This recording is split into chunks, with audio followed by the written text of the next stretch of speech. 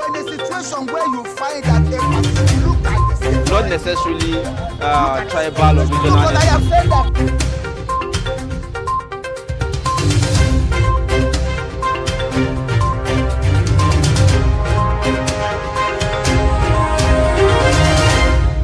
Now we'll be taking a look at the paper review already, and quite a number of papers we're looking at today, beginning with the Daily Trust newspaper.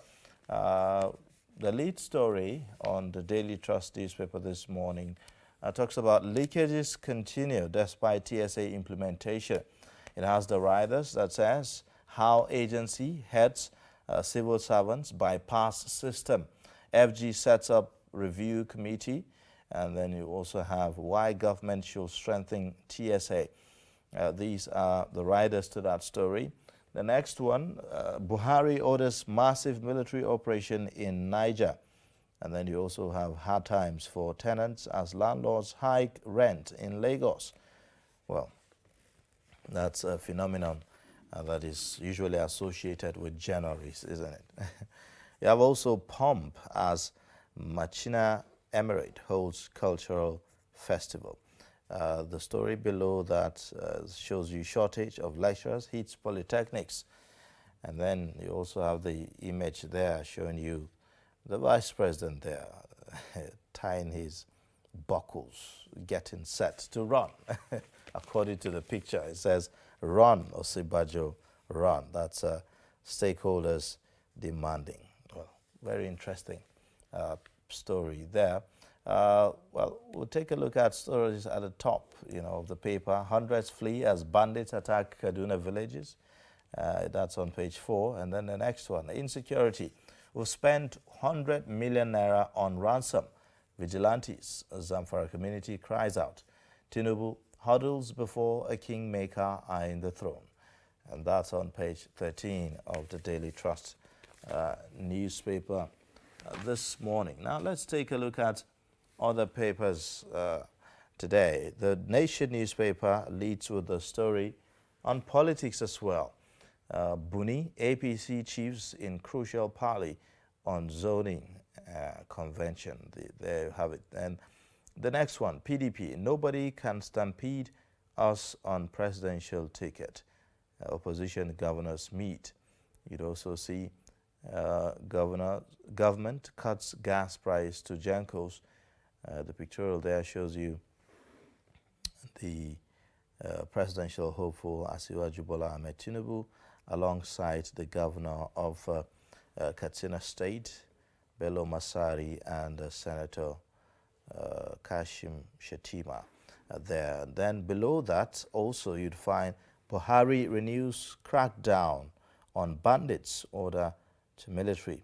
President writes Niger government on directive to defense headquarters. Gunmen on bikes sack Kaduna village. And you see also Tinubu hopeful on end to insecurity. So you'd find details of that story on the Nation newspaper. And then the next one, we'll be looking at the Punch newspaper. There you have a number of stories. The lead story says, fuel subsidy crisis. States kick as NNPC continues deductions. FAC meets on Wednesday. That's the details of that is on page 2. And then you also have deductions not justifiable, says Delta. You'll also see is injustice against equity. That's the commissioner there saying states, federal government may clash. Subsidy not under our control, says NNPC. Now, other stories at the very bottom of the Punch newspaper says NDLEA intercepts Kebbi, Kano bound 1.5 million tramadol, seizes Lagos ports drugs. Oshun prison inmate's wife gives birth to triplets. Family seeks help. PDP governors meet, decide on 2023 zoning to advise NWC. At the very top, insurance firms' assets hit 2.09 trillion naira amidst recapitalization suspension, and that's on page 19. The next one, Nigeria's debt stock hits 39.6 trillion naira in 11 months, according to reports. Electoral bill takes front burner as National Assembly resumes Tuesday 18. And then the next one, Nnamdi Kanu, Southeast governors, Igbo leaders to meet Buhari, insists on political solution. So there you have it. Some of the lead stories on the Punch newspaper. Let's take a look at the Guardian newspaper this morning. There you'd see the lead story talking about power generation in Nigeria. It says, Nigeria rations 2,500 megawatts over vandalization of gas-fired plants. You see also Olorun Shogo, Alaoji, Geregu, Sapele, Omotosho, Ugeli plants hit. And then you also see Nigeria to cut metering gap by 50%, reduce tariff, the presidency is saying. Review of privatization, liquidity crisis, experts canvass. So these are some of the riders to the lead story. The next one says, NCC alerts Nigerians to new ransomware attacking organizational networks. IPOB declares sit at home tomorrow to back Kanu. 2023 presidency. Tinubu's declaration, implications for APC, PDP, and Southeast. And then the next one, hundreds of Kaduna residents flee as bandit attack. Conduct 2023 elections with new law, Jega tells Buhari. That's that for the Guardian this morning. And then let's take a look at this day newspaper as well.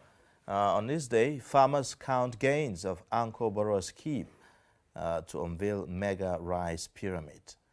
Yes, so we are waiting that. You also see the next one, 2.4 billion naira judgment debt. Supreme Court reverses self, restores GT Bank's appeal against Innocent Motors.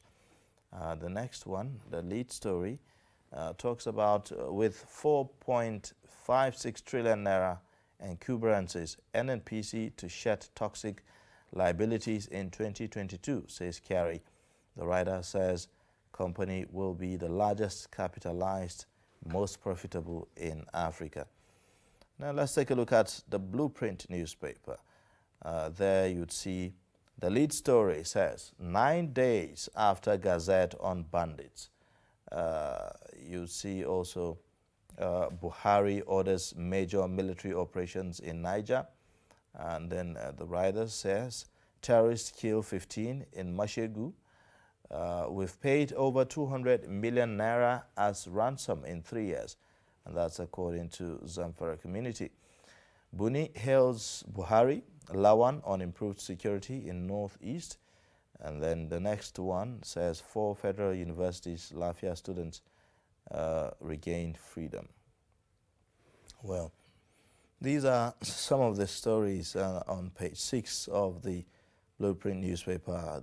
The picture shows you also some of the troops of 231 Battalion and 331 Artillery Regiment Sector 2 Joint Task Force.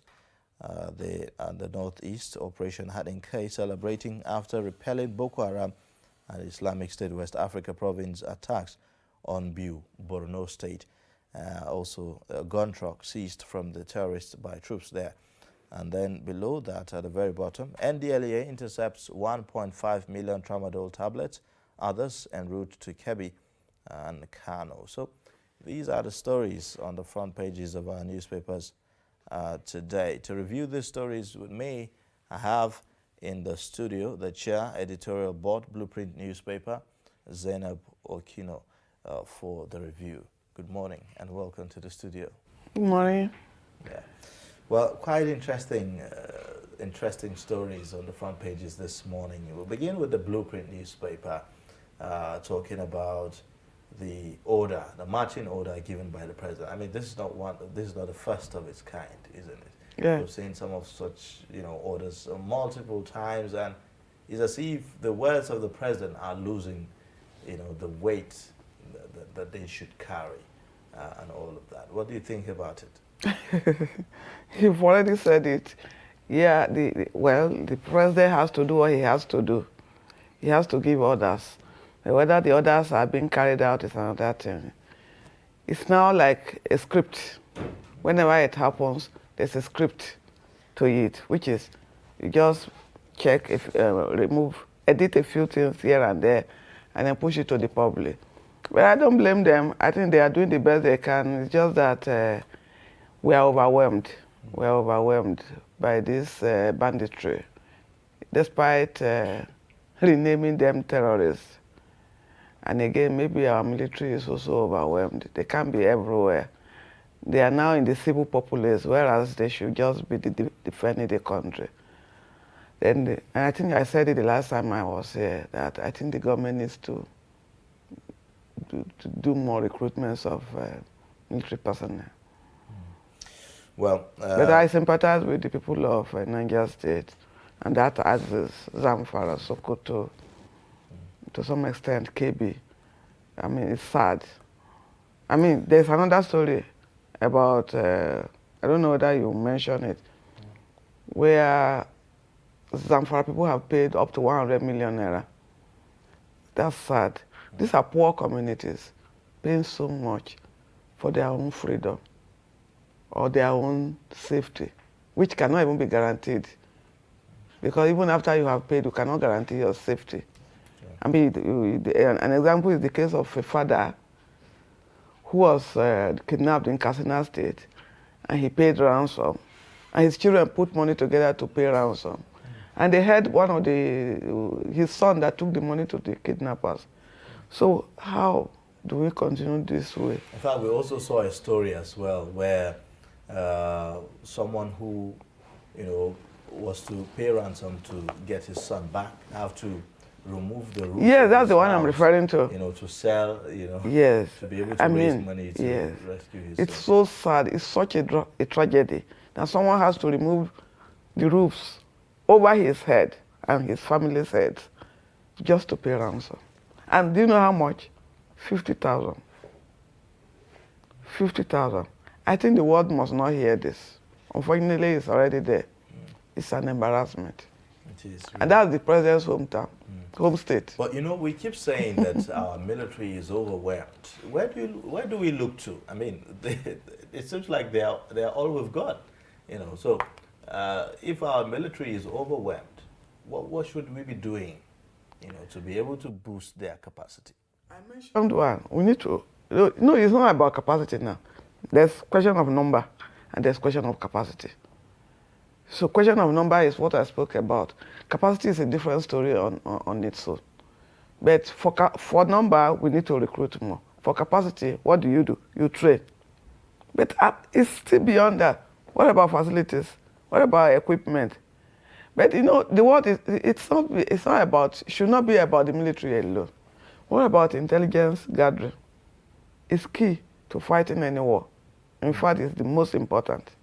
Should we be looking And I'm not saying they are not doing, those in the security circle are not doing enough. They might be, but I don't know. We are not seeing the results. How about international support? Should we be looking at maybe getting some, we have the United Nations Security Council, for instance. We have, the ECOMOG. Nigeria itself has had to deploy its own security personnel and troops, to other countries to fight and to keep peace and all of that. Are we looking at that direction? I have not read much about that. But I don't even think it's enough. We need to put our own house in order. How many places will the UN forces be? Almost every part of the world, there's one crisis or the other, or one conflict or the other. And it's not always enough. Because you know how vast Nigeria is. How do they police the whole of the Northwest, the whole of the Northeast, and even some other pockets of places in the country? It's a very dicey situation. There may be ECOMOG, and I don't know. And this, you have actually raised a point that nobody has been looking at. ECOMOG. Is it so difficult for us to raise forces through the ECOMOG to help Nigeria? Because we have to help ourselves. The world is, everybody is trying. If you don't help yourselves, yourself. There's an extent that the UN can help you. So ECOMOG would not be a bad idea, but I don't know. Nigeria's problem is much. It's a lot. I know to do with. All right, well, let's take a look at other stories here. This morning, the Daily Trust newspaper leads with an interesting story that talks about, you know, the leakages that we still experience in the civil service, you know, despite the TSA. It says leakages continue despite the TSA implementation. It talks about how agency heads, civil servants bypass the system and all of that. So it looks like all our efforts to fight corruption, it's being weakened, you know, by some of this thing. Well, I read it too. Oh, I didn't read everything, but I have an idea what it's talking about. TSA was a good idea. I mean, when the idea came, everybody was elated that for once we're going to have a measure of control once there's a single treasury account. Unlike what operated in the past where MDAs were kind of independent, collecting their money and spending it. So unfortunately, I don't know what went wrong, whether we are actually not teachable or we are not serious about fighting corruption. Everything just went haywire, and it's so depressing. It's so depressing because we hear things. This is like a confirmation of what people hear. You and I hear every day. Sometimes we think, this can't be true. How can somebody steal 2 billion naira? What will you do with it? How? How did you do it? But it's happening. It's happening. We are hearing it. And this is a confirmation that it's actually true. But why is the government, I mean, there's something about emotional capital that came with the Buhari government. Everybody was like, let's wait, because Daniel has come to judgment. So this is the man that we've been waiting for to come and sanitize the system. And honestly, that time, you mind yourself, even on the road, with road safety, you just want to do the right thing. But how did we lose it? Because the government has not proved, they have not met actions with their words. Because now we hear of even government, those in government close to the president involved in corruption. And there's no concerted effort to ensure that they are either tried or at least some kind of investigation. And then you make the result known. Because it's not enough sometimes to even do secret investigation. If I don't use someone as an example to deter others, it will continue. And that's our major problem in Nigeria. We don't enforce anything. We have plenty of laws now. We do. There's no. So do you think that this is about the Buhari-led administration? Yes, like you said, some of the close assistants, and officials, very close to him, and we've not seen enough will to say, okay, look, you are going to be charged, and you are going to have to face the law. Instead, we've seen that people are just shown the way out, quietly, like we saw in the case of the former EFCC boss and all of that. So, or is it the problem of the judicial system, which the president himself have complained about, as being slow and frustrating, and that it's very difficult to get justice, and all of that? I hope Magu will not hear you, because you're trying to make him a scapegoat. Magu had his own defense. As a matter of fact, it looked, as it were then, like a personality clash between him and the Minister of Justice. So it was not just about the man who is supposed to fight corruption being corrupt himself. It was like a clash of titans. And of course, the supervising minister had the upper hand. So then judiciary, what about judiciary? Before a case gets to the judiciary, is it not, there has to be prosecution now. Who does that? The police. So, yes, judiciary may have their own, and you can only hold them accountable in cases of, hold them responsible. Some things have not been done where maybe on political cases. But in other cases, how many cases have been taken to court that they have not done justice to? The point is that most of these cases never get to even prosecution level. People sit on it. Powerful people sit on it. They are more powerful than the president? Are they? I don't want to say that. Do you know how many governments we have in this government? There are many governments in government where it happens everywhere. But in this very one, there are many governments. There are people. I won't say they are more powerful than the president, because if the president really wants to wield the big stick, he can do it. He can do it. But for political reasons, isn't it? Perhaps. It's your words, so not be me. So, but there are really powerful people who dictate the tools, who wield the big stick and decide how things should be done. Because when you think it matters most and you expect the president to act, he does not act. People act on his behalf. And those people acting on his behalf, in most cases, they put their own interest first. Maybe it will be now justifiable for some Nigerians to think that, look, the president has not demonstrated enough will after all that have been said and done, after all the change mantra, after all the anti-corruption crusade that we have seen. Because, yes, I mean, Nigerians are aware of these cabals. They are aware that there are these powerful people, in places of authority. Yet, Nigerians believe that the President Buhari is this, no-nonsense president that will come and be brutal, with people who are corrupt and all of that. And that's why they felt, well, he's a strong man. He can do the job. And well, so, to be fair to the president, government is not about one person. But one person can lead the way. Leadership. You lead from the front. We have not seen that willpower in the president.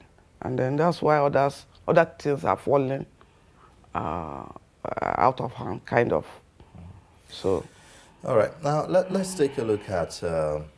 because this corruption thing is not something we can discuss in 1 week. True. It's a very lengthy discussion. All right. Other stories on the front pages. The Guardian leads with the story, Nigeria rations 2,500 megawatts over vandalization of gas-fired plants. So, yes, we're dealing with, while government try to make effort, on their part to generate more power, it looks like there are more hurdles that we have to deal with. Vandalization on one hand, and even the issue of discos not being able to offtake, what has been generated by the GENCOs. So we seem to have just more than the problem of, infrastructure here, isn't it? What this has shown me is that means we are generating 2.5 currently. Is that not what it's saying? It's rationing. Yes. Rationing that 2.5 megawatts. Yes, because we are unable to offtake as much that has been generated due to vandalization. Yes. But why do we elect people? What's the use of this yearly, it is becoming a ritual every 4 years. We put people in charge of these places. The last I knew, if I'm right, is the civil defense is in charge of these pipelines. I'm not saying they are not doing enough, but perhaps there's collusion or there's sabotage somewhere. Otherwise, I mean, our last hope is gas, because we know that petrol is, in the next few years, it will go out of fashion, but at least gas will remain there. If it is vandalized to the pipelines are vandalized to the extent that we can only not produce, we can only is it generation now, or no, distribute. We can only distribute 2.5. It's sad. No wonder there have been issues in the last few days. They have actually been rationing. So the thing to do is to work on the root cause of the problem. How do you stop vandalization of these pipelines? So. Well, it appears that the deployment of our security, the NSCDC, like you said, may not be sufficient enough, to protect or to cover all the places that need to be covered. Again, the issue of numbers. The issue of numbers. But again, you know, the people who vandalize are powerful people. Though. They even do it in collusion with security people, in most cases. You and I cannot go and vandalize any pipeline. We don't have we don't have the backing. Without the backing of some strong security forces, you cannot do it. Because they are the ones that will show you the way. They are the ones to tell you when the road is clear and when the road is not clear. So, well, our problems are many. So maybe we should just go to another one and see what we can fix. Yes, so the lawmakers are going to be resuming today, talking about the National Assembly, and then basically to the issue of the electoral bill is on the front burner. Before they went on recess, there was the, refusal to give assents to the electoral bill, and the president had to send it back to the lawmakers, on the reasons that one of the issues in the bill about direct primaries, the president expressed some reservations, about that. One of them, which is, he said, look, it's more like, you are denying some people of their rights, to get to decide what mode, of voting they want to adopt, to select, their leaders. And he also raised issues about costing of the direct primaries and issues of insecurity, and all of that. What do you look forward to, even as the lawmakers resume? Okay, during the last media chat or interview that the president had with channels and NTA, he emphasized that if the National Assembly will expunge that clause about direct primaries, he will sign it. That's what he said. So that's what I'm looking forward to, because, the National Assembly that we have, they do the biddings of the president. So I'm sure they are going to expunge it and they will give it to the president, and I believe it will be signed. But what will not be there, probably, or expectedly, is direct primaries. Direct primaries, for me, is not even a big issue, as good as it is. Whether the president signs it or not, for me, it's not a big issue. The only problem is that if these are our true representatives, the National Assembly members, the lawmakers, if they give the president, if they work on a bill and give the president to sign, I do not expect too much reservations on the part of the president. But then this has already happened. So what we should look forward to is for them to present a bill that the president likes, for him to sign. And that will happen. Is it about what the president likes? Oh, no, me talk more. I'm not the one saying it. It's the reality of things as we see it today and as we know it now. All right, now we'll be taking a quick break, and then when we come back, we'll take a look at some more stories on our newspapers today. Please stay with us.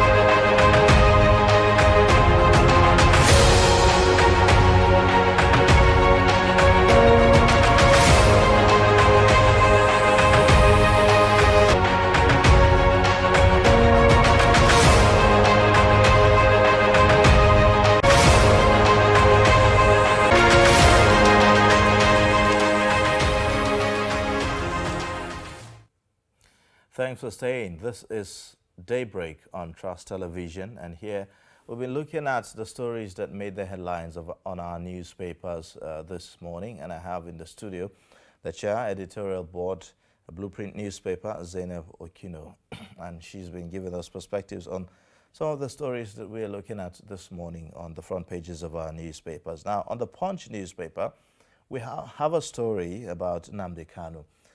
Southeast governors, Igbo leaders to meet Buhari, insist on political solution as far as Nnamdi Kanu discussion is concerned. The president, in his last interview, said, well, the federal government is just merely giving Nnamdi Kanu an opportunity to come and, defend himself and to speak up on some of the things that he's been saying away from Nigeria, and so the issue of releasing him is a no-no. I mean, the president is gesture, his body language is already showing that now he's not going to interfere with the judicial processes, and all of that. What do you think about, this story? Which side of it now? Which side of? Generally, whether, the request by the Igbo leaders, for the president to order the release of Nnamdi Kanu is in line. I wish the Igbo elites, I wish they did not intervene this way. It's supposed to be a legal and judicial case being turned into a political case now. And when it comes to politics, sentiments come in, divisiveness comes in, so many things come into the mix. So, but I'd rather go with the president that we should wait for the judicial process to take its course.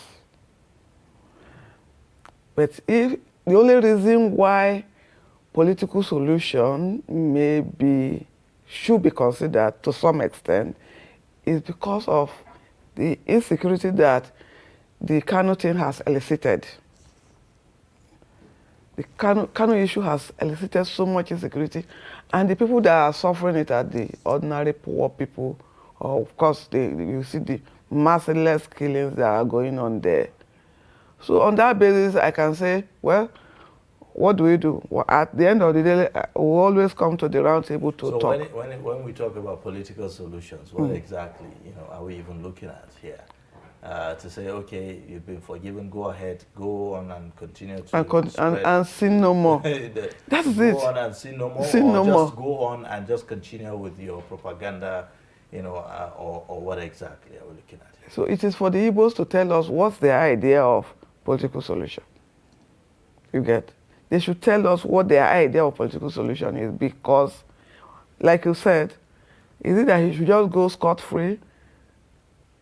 Or what? I mean, how can we silence him? He's an individual with all the rights due to him. If you cannot stop him from talking, then you need to try him. There are some people who didn't even go as far as this, and they were tried in this country, found guilty and perhaps jailed. I think they should. The only thing is, let the federal government not get involved in the judicial process, allow it to take its course, and let's see what they come up with. And perhaps that time we cannot begin to talk about politics. Yeah, so, and, Yeah, but he can be given soft landing. If you talk about the implication of this on, others who may, think in the same line. I mean, we've seen the issue of Nnamdi Kanu, and then another one, Sunday Igboho, came into the fore. And then, only God knows who else will come up again. So if you think about the implication of this and, the approach of government in treating these matters on the tendency to have others come up with, some of such agitation. That's why the judicial process should be followed. In the first instance, for me, it's about governance. If there's an inclusive governance, some of these dissenting voices will not come up. Yes, there will always be agitations, but the generality of the people will shut you up if there is an inclusive government and everything is not politicized. I mean, who was Kanu before this government came into being? He was a nobody, Rabu Rausa. So that because the government elevated him to a certain level, he now felt he was speaking for his people. And people began to believe in him. For me, he's inconsequential, or he was inconsequential until the government made him consequential. So by having got to this level, the only way is, how do we get out of the mess? Just because of the lives of people that are involved. Otherwise, if it's about Kalu Elon, I would say they should try him and possibly jail him. All right. Well, there has to be a way out. And what do they have on the table? Let the Igbos tell us, the Igbo leaders. I like the fact that they are intervening because there are people that are involved, and that's leadership. But let them put something on the table for us to look at. all right. Now, let's see another story. On the Daily Trust newspaper, we have the story about, hard times for tenants as landlords hike rent in Lagos. And I am sure that in some other parts of the country, people are feeling the heat, as well. At a time like this, we still see increase, not just in the cost of food, but general increase of items in the market and all of that, and even house rents now. Is it time for us to begin to think of how to regulate how these things are being done? Because it's really going out of hand, if you may. So what's the way out of this? Well, the way out of it, I'm not sure I can exactly tell you what it should be, but all I know is that the fact that landlords are increasing their rents, it's a function of some other issues. You mentioned the prices of things, including cement. And all items used in the building industry, all of them have skyrocketed. Some of them have tripled, some have doubled. So, and these landlords, we all go to the same market to buy things. And what their 1 naira could give them before, even 2 naira will not give them now. So it's a cyclical thing. And if prices of things are controlled from the top, from the fuel we consume, transportation, everything is controlled, you can as well force landlords to control their rent. But when everything is allowed to come down on the consumers, you and I will surely bear the brunt. I mean, if we think about the consumers, they themselves are not finding it any funny.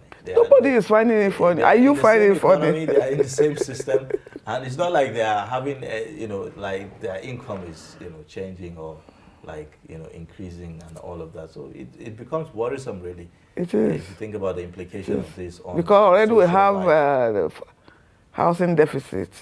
How many people own their houses, even in this Abuja? How many people own their houses? So you just have to rent. And for it to go up like that, you need a good salary to be able to meet up. And how many people are collecting good salaries? So that's why I said it revolves. It's cyclical. It's a function of so many things, so many other things, except you are saying we should go into the other problems that necessitated the increase by the landlords, which again will take us far. So I just wish something could be done. All right. Unfortunately, I don't know what can be done when all building materials are expensive. All right. Okay, well, other stories on the Daily Trust newspaper. The last one that we'll be looking at, about shortages of lecturers in polytechnics. That's also another story that one wonders. I mean, we are talking about how to make our educational system more sufficient. So we have issues of strike actions on one hand as well, and then shortages of lecturers. So even the lecturers are not sufficient enough, and all of that. How do we fix this? How do we fix it? We have serious problems in the education sector. Even universities, I think the last thing I read is that we don't have, the ratio of students to lecturers is 30 students per lecturer, as against in the West where you see 5 students to a lecturer. And that's why our universities are never ranked among first 100, is it first 100 or first 1,000 in the world? First 1,000. First 1,000 in the world. Because these are indices they take into consideration. What do we do when even our universities are borrowing lecturers for the sake of accreditation? They don't have enough. But they cannot employ. Right now there's an embargo on employment. And I think the other day, there's an educational institution that was appealing to the minister to lift the embargo because they are really short of staff. Is it a hospital? You know, these two things are very key. Hospital, health, and education. So we don't even have, we have not been employing, there's embargo on employment. Even the few we have in the universities, I'm still talking about universities, I've not even come to the Polytechnic. The few we have in the universities are complaining. They are already talking about strike again. Then come down to the Polytechnic, where that one is technically oriented. That means you need more people in the STEM, you know, STEM, science, technology, education, something like that. So those are people you need more. But you see a university will admit a lot of students, more than half of the students in the liberal arts. So where would the STEM teachers come from for the Polytechnic? This is the logic I want you to see. So we need to train more people in the sciences, in the technology field. And they are the ones that fit the Polytechnics, unfortunately. And we have so many graduates that are looking for jobs. Even me, as I speak to you now, my son is a first-class graduate of chemistry. He doesn't have a job. And he can fit into the Polytechnic. And I'm not the only one. There are so many people, even engineers, who are out there, no jobs. And they are ready to teach, but they have not been given the opportunity. Not to talk about, you know, the large number of, you know, both, you know, skilled people, lecturers and graduates who are flying out of the country, you know, to seek for betterments, you know. Because you cannot blame them. At the end of the day, it comes down to what you can put on the table for your family. It's not about grammar. It's not about lofty ideas, about patriotism, good enough. But if out of patriotism, nationalistic fervor, I cannot provide for my family, I cannot be speaking grammar when I come home at the end of the day. I have to provide. So, and if I now have the opportunity, and I'm not saying that, I'm not saying people should go out of the country. This brain drain has been there for years. But migration, you can never stop. But if your country can provide enough for you, I'd rather stay in Nigeria because I love this, my country. All these beautiful, nice, sweet, tasty foods that I eat here, I eat Igbo food, Hausa food, I eat Yoruba. So I feel accomplished at the end of the day when I've eaten here and there. And I'll go to Imbola and I'll start eating nonsense. So, well, not really nonsense, but at least not my food. So I know a lot of people would love to stay here. We live and die here, they say so. But for younger people, some of them, they want to at least spend the first few years of their working lives when they are still strong to earn some more money and come back home. But some may never come back. True. Very unfortunate. Well, thank you so much for coming on Daybreak today and sharing your perspectives with us on some of these stories. You're welcome. Thank you. Yeah. But in a situation where you find that a look like the same, Not necessarily tribal or regional. I have said that